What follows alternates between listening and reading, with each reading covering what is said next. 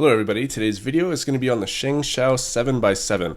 I haven't had quite a lot of time to play with this, so keep in mind that this is more of a first impression than a complete full review. I don't really speed solve 7x7. I used to only solve big cubes and not 3x3, but now I don't really solve them too much. As you know, I like my shape mods and things like that, which is what I bought this for, so I don't think I'm going to actually keep it. We'll see, I'm not sure. Anyways, so I have done a few solves on this, so I do have some opinions on this, and I have not tensioned this or lubed it to my liking at all. This is straight out of the box still, so it's it's an impression of what you would get if you had it. So the turning on these puzzles on ShengShou in general are actually very, very good. The only ShengShou puzzle I'm not really too impressed with is the ShengShou 6x6. But the 7x7, the 8x8, and the 5x5 are really, really good. Of course, the 4x4 as well, as a lot of people know. It's just got that smoothness about the puzzle that no other puzzle can quite grasp. It's very, very smooth on all layers. Like, okay, let's say the top layer here. One way that you know if a puzzle is really good is if you can flick it and it'll line up pretty good like that. One thing that people do, though, is they keep their finger here and they push past this finger, and then this finger stops it, so it does this. So let's take the finger off, and now let's do it and see what happens. It gets pretty close. As you can see, this one's bang on. So the finger's off, and that means the tension and the lubrication is pretty good. So that means that it's going to be quite an accurate cube for solving. Now these layers here are just as smooth. The second layers, and I heard a rumor, maybe that's not on this cube. Anyways, I thought that you could move the second layer independently without having to hold the top layer, but that's probably on a different cube. So these layers here are also very smooth. It just seems that with ShengShou cubes, you just never go wrong. Of course, there's mods that people do, the 5x5 record-breaking mod that people have talked about and stuff. I personally haven't done any of those because I don't speed solve big cubes, so I don't really have any reason to, unless you guys want me to. I mean, do you guys want me to show some of these mods and, maybe my opinions on them and variations that I may have changed them a bit? I'm not sure.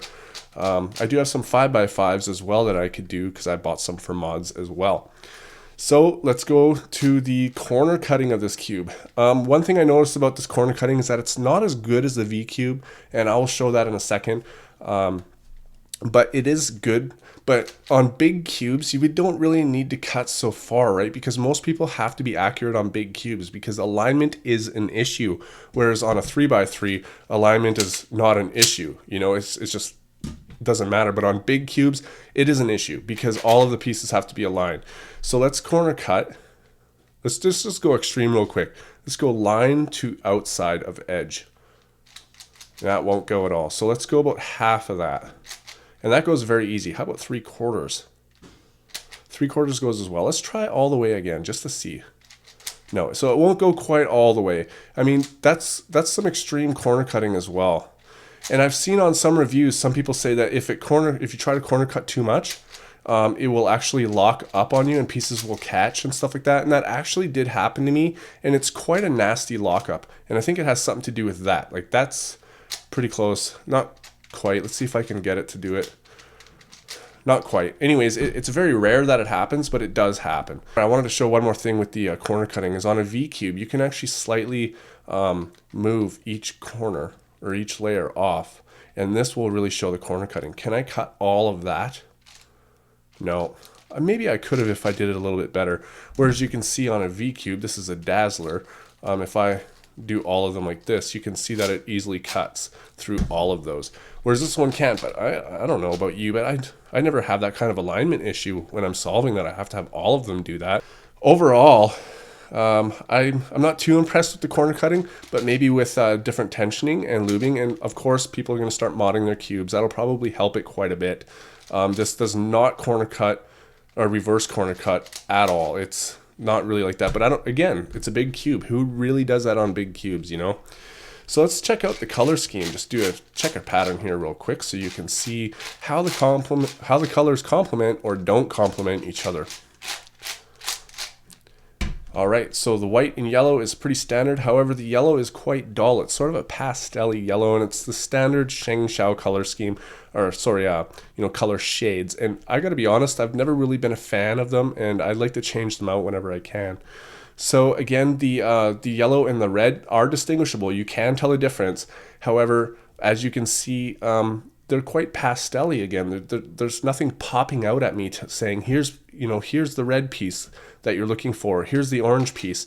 Again, with the blue and the green, it's actually quite better. I can see it a lot better than you can, I'm sure, because of the lighting in here is not there.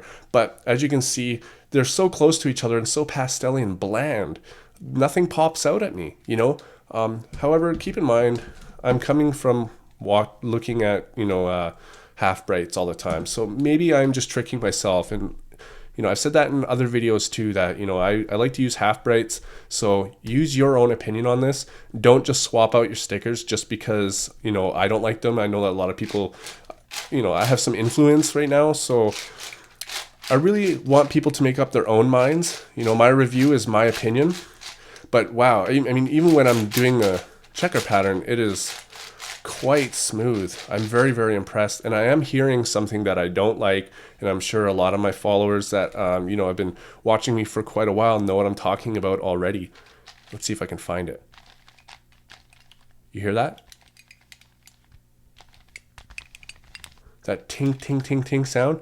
Okay, well, that is the core. That is the spring, and it's hitting the bottom of the core because it's cut sharp. And I don't really like that. And that's the reason why you hear it on some sides, but not on others. Oh, you do on that one. Okay, we hear them on all sides on this thing. Anyways, one way to get rid of that is to lube the core. And I will probably do that because if I'm modding this, I'm going to take it apart eventually anyways. So let's go ahead and take a look at some of the pieces. Wow, these pieces are very difficult to get out. That's one thing I like about ShengShou as well, is that you can't pop these things. Okay, well, I have one piece out and I just can't even get another piece out. Like, it's just so well structured. There we go. Here's some pieces. Let's see if we can get more out now. Okay, so finally I got all those pieces out. That took quite a while. So before I go into this mechanism here, let's take a look at some of the pieces compared to a V-cube. So here are some of the pieces from a V-cube and a ShengShou. And as you can see, the ShengShou on the right, the pieces are quite a bit larger. I know that they always have these extensions in the back and these little wings you can see that basically makes it stopping from popping.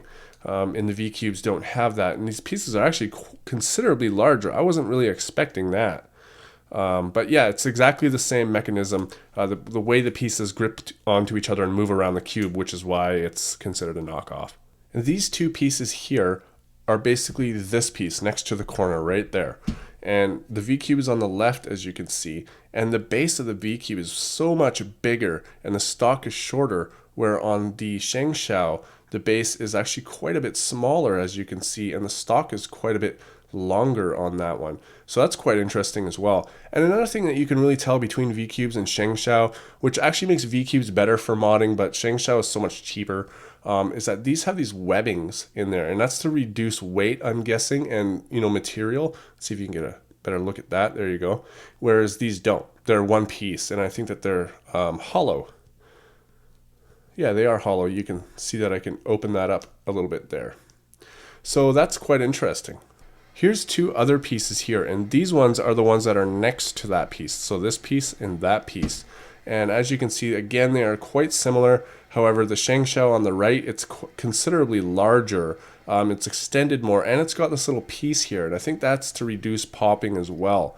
So I think maybe the reason that V-cube cuts corners so much better than ShengShou is because they don't have all these little pieces that are stuck in there that are stopping things from moving so much. There's just less contact points.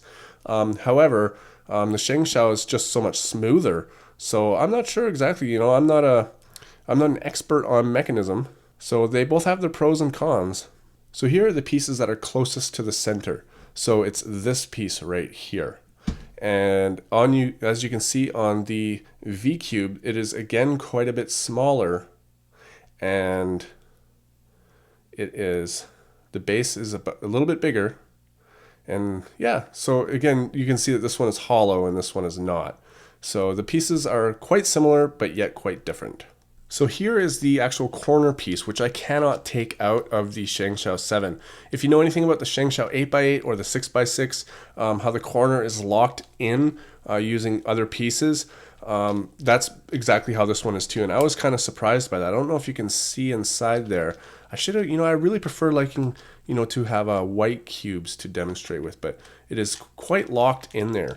And that's interesting to me.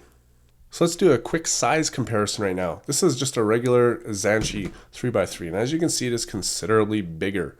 To an 8x8, which these are now the two biggest cubic puzzles on the market, you can see that it's actually quite similar. It's not that much smaller than the 8x8, and if you have an 8x8 and you know that it is bulky, but it's still controllable, then you know how big this one is, and that it's actually quite a bit faster. Now, I did time myself on the 7x7 from VCube and ShengShou, and I'm getting about 30 seconds less on this, and it's just because of the cubic shape. I can grip the corners better and stuff like that, whereas on the VCube I can't do that. And as you can see, the size of these are pretty much exactly the same. Like if you made the VCube 7 cubic, it would be pretty much this size.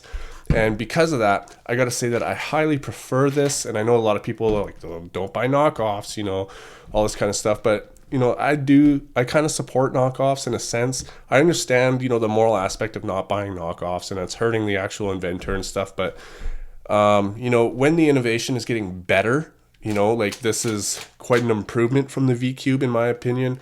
And this is just my opinion. This isn't, I'm not telling you to go and buy the ShengShou, buy which one you want to buy. So yeah, in my opinion though, I think that the ShengShou products are overtaking VCubes, and that VCubes is now becoming an inferior product.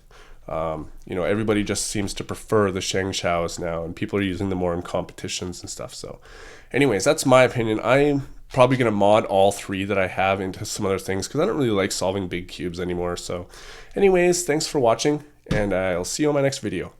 Alright everybody, this video's question comes from PsychoBear10, who asks, what's your favorite thing to do with a Rubik's brand cube? Please leave your answers in the comment section below. Also ask a question that I might pick for people to answer next week. And please leave your questions and answers in different comments. It makes it a whole lot easier on me. And last week's question was, what would you do with $1 billion? Here's a few of your answers. You see, here's the thing. CrazyBadCuber is getting really good at making videos, and he doesn't have any bloopers anymore. Well, sometimes, just not enough. So now I gotta be here to entertain you. And he's not even paying me. Well, he kinda is. You wanna know what he's paying me? I'll show you. 1 penny. What would you do with $1 billion, Cookie Monster? I'd buy cookies. Duh.